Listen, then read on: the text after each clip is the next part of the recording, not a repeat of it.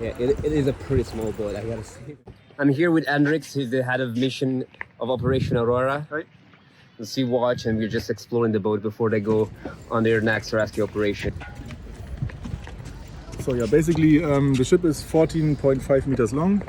We can take up to 72 people on board, and we have an additional yellow raft which is stored here, and in case of need inflated. So then we would be able to rescue or stabilize up to 130 people. But normally we try to stick to the 72 people we can take on board safely, because we would have to travel a long way with them to Sicily. So that's why. Normally these people don't have life-saving equipment. Means like if they fall in the water, they quickly drown. So the first thing for us to make sure is that everybody has a life jacket and make sure the people have something that keeps them afloat until we can then rescue them. So this is basically the inside. We have 7 crew members and 6 seats. So yeah, this is the hospital. We can treat up to 1 patient, as you can see. Yeah. We can treat like emergencies here, but we don't have the same capacities as the big rescue ships, so we might need to call for a medical evacuation. Everybody has a radio. This is the head of mission seat, which is my seat. Okay. The captain's seat, from where he can steer the ship. Lift this up. So at full capacity, there are 72 people in here. Yes, the boat is made to carry 72 people safely. During the transit, we're sitting here, or also on the flybridge. Like the captain normally steers from the flybridge because you have the sun there and you can see everything. It's a bit higher. And then we have the survivor cabin or guest cabin down here. It's a bit dark here. This space here downstairs is where crew can rest during transits. We have mattresses and sleeping bags, but this is not made for sleeping. Do you guys have a bathroom here? Well, we have a toilet there. Okay. Oh, this is totally hot. Oof. Yeah. Yeah. Yeah, you smell it? Yeah. And we have a small galley here. Instant noodles is the preferred food for the crew. Yeah, I can tell. This is food for the guests. It's BP5.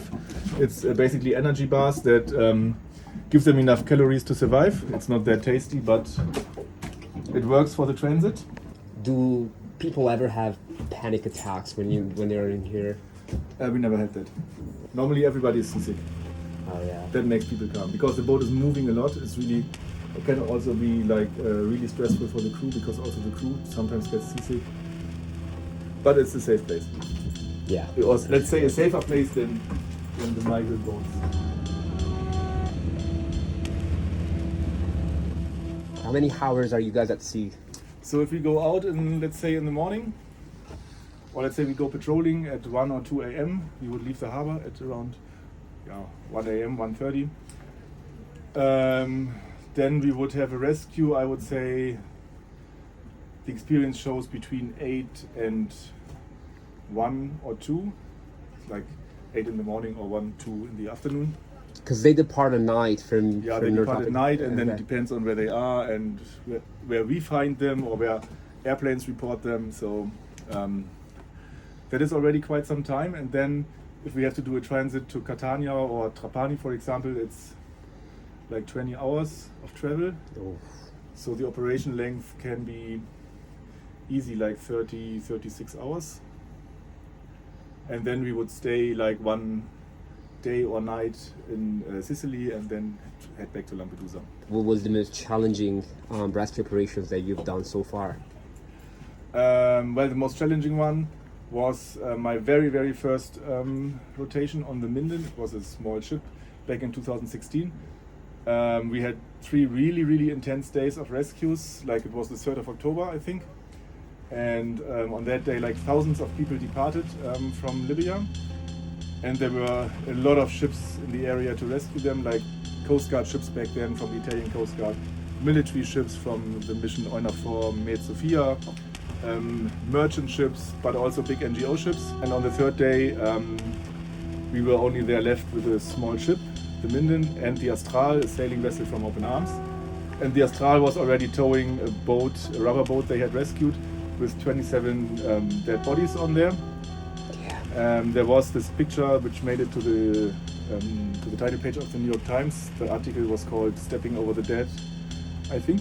So if you Google it, you will find it. It's a very graphic picture, and it shows like people climbing over a pile of dead bodies onto the Astral into safety. And that's a good symbol of the European politics, because like the Mediterranean mainly is a mass grave, and people have to cross this mass grave to come to safety. So what we were asked by the Astral was to help them put the people in body bags, so that then they can safely bring them to Italy for identification. How do you recover emotionally from those experiences? I talk about them publicly mainly. Like I have done in the last 4 to 5 years, at minimum I would say 300 talks publicly. So this is for me something to deal with it, but I also have a huge base of friends I can talk about that with, and also with the crews I've been on the ships. They all have similar experiences, and you immediately have an emotional connection to them that you hardly have with anyone else, because we all have been through similar situations, and this is where you can then talk about that.